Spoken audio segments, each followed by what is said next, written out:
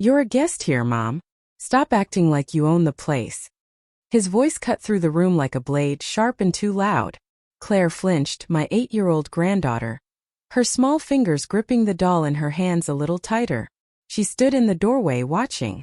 I had only asked him gently, not to raise his voice in front of the kids. That's all. And then he added, if you don't like it, the door's right there. He didn't yell that part. He didn't need to. The calm finality was worse. I didn't say a word. I just untied the apron I'd been wearing, one of those floral ones from a farmer's market, and laid it across the back of the chair. The same apron I wore while making dinner for everyone. Beef stew, biscuits from scratch, Claire's favorite mac and cheese on the side. I walked out of the kitchen without looking back. I passed the hallway with its crooked family portraits, the scent of potpourri Lydia always overused, the cat sleeping in the laundry basket. I paused in the entryway just long enough to grab my coat and bag. Claire's voice followed me down the steps. Grandma? Where are you going? I didn't answer. I couldn't. Because how do you explain to a child that love isn't always louder than disrespect? I stepped outside. The air had that late autumn bite, sharp and clear. I stood there on the porch for a moment, listening to the sounds of a home I no longer belonged to. The dishwasher humming. The faint clatter of silverware. His voice still raised, though not at me anymore. And then I walked. Not out of rage. Not to punish. But because something had broken. Not all at once, but over time. A slow fracture that finally split wide open. They didn't throw me out. But they made staying impossible. You helped. But now you're in the way. That's what it felt like. That's what it always came down to. I didn't slam the door. I didn't leave a note. I just stopped accepting a place that came with conditions. I wasn't angry. Not really. Just done. Done trying to fit into a space that kept shrinking around me. Done being useful instead of loved. Done being tolerated instead of heard. And maybe most of all, done waiting for them to realize I'd already left them in every way that mattered. They didn't erase me. I escaped. Yesterday I ironed his white shirt. The one he always left crumpled at the bottom of the laundry basket. I wanted him to look presentable. Like someone who came from a home that still cared. I walked 2 miles to the farmer's market just to get fresh strawberries, his favorite when he was little. I planned to make that pie he always asked for on birthdays. Claire sat cross-legged on my bed that evening, humming to herself as she braided my hair. You look like a princess, Grandma, she'd whispered. I smiled even though my scalp ached. I didn't want her to stop. Everything I did gently. Quietly. The kind of love that doesn't make noise. That morning I'd woken up early, stretched slowly through the pain in my hip, and folded a week's worth of laundry. I left it stacked neatly on everyone's beds, shirts, socks, towels. Things no one noticed unless they weren't there. I wiped down the kitchen counters. Scrubbed the sink. Made chicken noodle soup because Lydia said she had a headache. I didn't ask questions. But today I'm a problem. Today I'm a shadow hovering near their routine. The home I helped pay for, the down payment that came from the savings Derek and I built over 40 years isn't mine anymore. They don't say it out loud, but it's there. In the way Lydia glances at her phone instead of answering my questions. In the way Josh exhales when I walk into the room like I'm another task on his list. You're not dead, but we're already living without you. That's how it feels. Yesterday I belonged. Or thought I did. Yesterday I was someone they turn to. Today I'm just someone they tolerate. It's amazing how quickly the tone shifts. One refusal. One boundary. And suddenly you're not family. You're an obstacle. They didn't need me to mother. They needed me to be silent and available. I was their background. Until I vanished. And they didn't even notice the difference. It was Tuesday. Still early. The house was quiet, the kind of quiet that feels borrowed. I walked into the kitchen to grab my tea, and noticed a manila folder on the table. Open. Carelessly left behind like it wasn't supposed to matter to me. But it did. The paperwork inside was for a refinance. Mortgage terms. Rate lock agreements. Lender notes scribbled in red pen. I wasn't trying to snoop. I just looked. And there it was. A section labeled, Family Contribution. 3 names typed in bold. My name crossed out. A thick, confident line straight through Margaret Lane. No replacement. Just gone. My stomach went still. like the feeling when you miss a step in the dark. I didn't react. Didn't call anyone in. I took out my phone, snapped a quiet photo of the page, and slid the folder gently back into place. Later that morning, Lydia left her phone on the counter. Charging. Screen lit up when a message came through. I didn't mean to look. I just saw it. Her friend's name, Jenna. And Lydia's reply. She's not really needed. But let her stay for now. Bank won't approve it otherwise. I froze. That was it. That was the real story. Not gratitude. Not family. I was a checkbox. Technicality. A necessary placeholder until they got what they wanted. Not mom. Not grandma. Just collateral. My hands were steady as I unplugged the kettle. I poured water over my tea bag and stirred. Slowly. The spoon tapping the side of the mug like a clock ticking down. I didn't cry. I didn't rage. Something colder settled in. Something sharper. They didn't see me as a person. They saw me as leverage. And the worst part? I let them. All those dinners, all that care, I thought it meant something. I thought they meant it when they said, "We're so lucky to have you." But luck runs out. And so does usefulness. You're not part of this. You're just helping us get it. That was the truth. It wasn't about love. It was about signatures and shared addresses. And now I knew. They didn't erase me. They just never planned to keep me. I didn't slam the door. I didn't even close it loudly. I just picked up my purse and left. No dramatic exit. No suitcase dragging behind me. Just a quiet walk down the sidewalk, one step at a time, like I was going for milk. I didn't cry. I thought maybe I would. But no tears came. Just a slow growing stillness. I walked to the bus stop near the Rite Aid. Sat on the cold metal bench and waited. Didn't check the schedule. Didn't care where it went. The driver was a woman. Mid-40s. Wore purple hoop earrings and hummed something gospel under her breath. She didn't ask where I was going. Just took my $2 and nodded. I took a window seat near the back. Watched the houses blur past. Car dealerships, laundromats, boarded up storefronts with fading for lease signs. I pressed my fingers against the window. The glass was cold. That felt real. The bus dropped me near the old train station. From there, I walked another 3 blocks and found a motel that didn't ask questions. The sign buzzed faintly. Sunrise on weekly rates. Inside, the air was thick with mildew and fried onions. The wallpaper peeled at the corners. A man at the front desk gave me a key without looking up from his phone. Room 208. The bedspread had a pattern of tiny green diamonds. One of the ceiling tiles was stained brown at the edges. The heater made a low, rattling sound that reminded me of a breath held too long. I didn't unpack. Didn't turn on the TV. I sat on the edge of the bed and listened. To nothing. No voices arguing. No footsteps above me. No dishwasher. No podcasts blaring from Lydia's earbuds. Just silence. For the first time in weeks, no one needed anything from me. No one looked disappointed. No one dismissed me. I wasn't the problem. I was just a person. That night, I walked to the diner down the block. Sat at the counter and ordered a grilled cheese and tomato soup. The waitress, a young woman with chipped black nail polish, glanced at my face then said, "Rough day." I nodded once. She poured my coffee then added quietly, "You don't look lost. You look like you finally stopped pretending." That stuck with me. I didn't have a plan yet. But I knew this much. I'm not gone. I just stopped returning. And I wasn't going back to a house where I'd been turned into wallpaper. I had breath again. And silence never felt so safe. 2 days after I left, I walked into the local branch of First State Bank. The kind of place where everyone knows each other's coffee order, and the pens are chained to the counter. I waited in line behind a man depositing coins from a jar, and a woman trying to notarize something. When it was my turn, I smiled at the teller. Her name tag read Chelsea. Young, polite eyes that kept darting to the clock. "I'd like to check on my joint savings account," I said. She asked for my ID. I handed it over. Few clicks. A longer pause. Her brows knit together.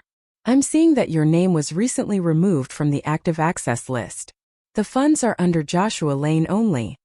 I felt the ground shift slightly, like standing on a dock and realizing the water is moving beneath you. "Excuse me." She turned the monitor toward herself.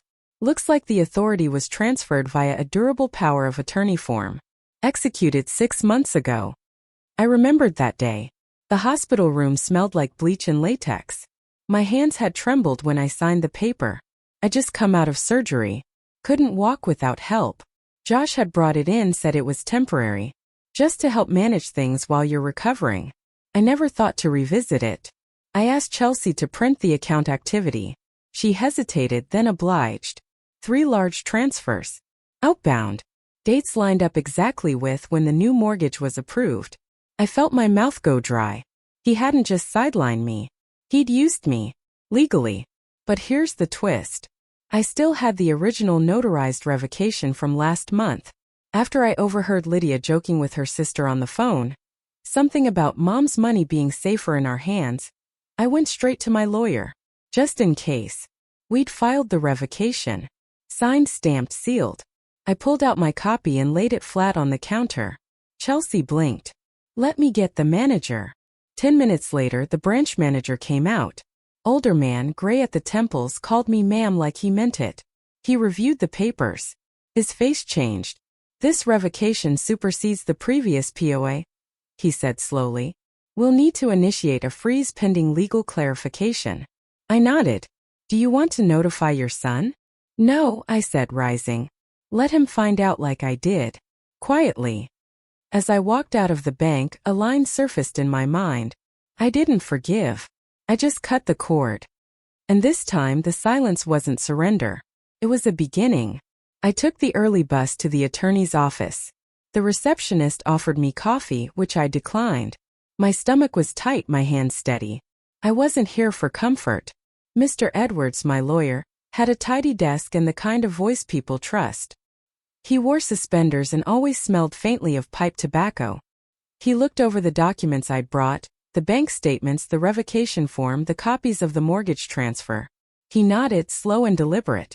Are you sure you want to do this? I looked him in the eye. I should have done it a year ago. He didn't argue. We drafted a new will. Simple, airtight. Everything I owned, what little was left, would go to Claire. Not her parents. Not anyone who could twist it into debt or leverage. A savings bond.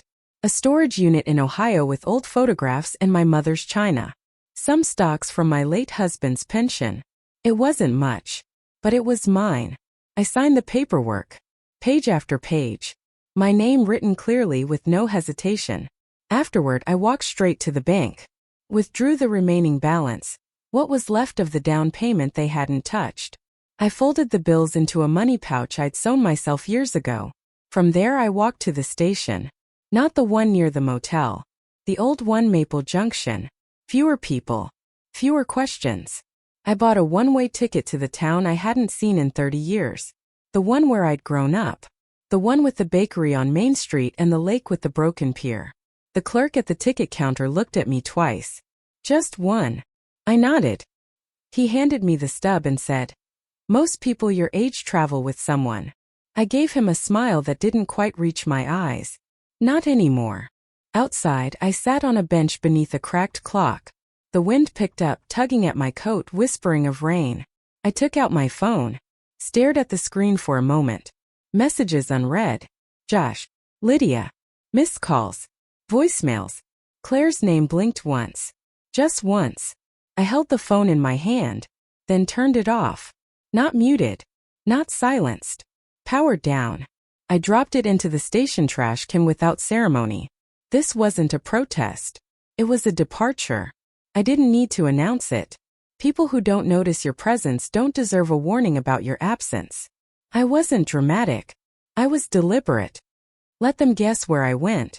Let them sit with the echo of a silence I used to fill. The train was half empty.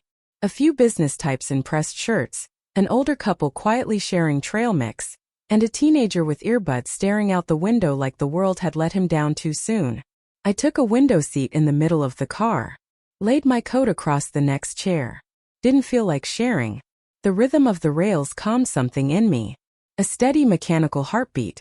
I watched town slide by, liquor stores, gas stations, trees losing their leaves. All of it in motion. All of it moving forward. An hour in, a conductor came by. Young woman, maybe 30. Ponytail, tired smile. She offered me a cup of tea from her cart. Earl Grey, okay? I nodded. She handed it to me with both hands, then tilted her head slightly, studied my face. You heading somewhere for good? She asked. You've got that look. Like someone who stopped waiting. I didn't answer at first. Just blew on the tea, letting the steam warm my face. Then, I'm going where no one shouts over me anymore. She blinked. Didn't press. Just nodded like she understood something unspoken. You want sugar? No, thank you. She moved on. Across the aisle, the teenager with the earbuds pulled one out. That was kind of badass, he said. I raised my eyebrows. What you said to the conductor? I smiled. It's easier to be brave when there's no one left to impress. He went back to his music, but not before giving me the kind of nod people usually reserve for war veterans. I sipped the tea. It was too bitter. I liked it that way. When the train paused at the next station, a few more passengers boarded. I didn't look up. I wasn't expecting anyone. No one knew I was on this train. No one had been told where I was going. And for once, no one expected me to come back. I didn't miss the ache of obligation. I didn't miss being helpful. I missed being seen. But in that moment on that train, something shifted. I didn't need recognition. I needed peace. You don't look like you're running, the woman behind me said later, while we waited for the bathroom. You look like you're finally done chasing. I nodded. People never believe it, I told her.